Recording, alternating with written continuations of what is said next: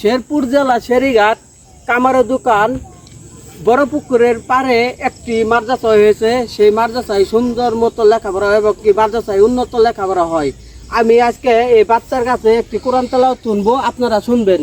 তুমি একটি কোরআন তেলাওয়াত বলো সুন্দর করে। আউযু বিল্লাহি মিনাশ শাইতানির রাজীম। বিসমিল্লাহির রহমানির রহিম।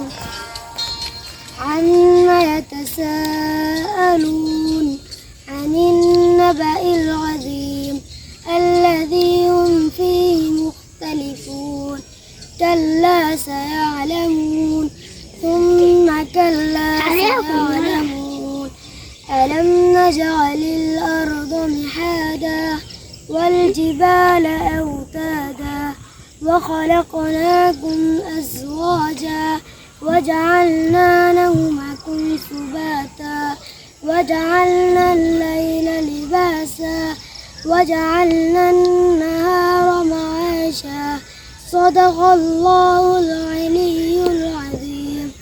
ভাইরা, আপনারা শুনলেন এই পিচ্চির মুখ থেকে একটি কোরআন তেলাওয়াত শুনলেন। আশা করি লেখাপড়া ভালো আছে। যাদের সন্তান লেখাপড়া করবা দিবেন এবং কি মাদ্রাসায় দিয়ে যাবেন। আমি ভাবি অল্প দিনে অল্প বয়সে সে লেখাপড়ায় এগিয়ে যাব। তুমি করে ধন্যবাদ।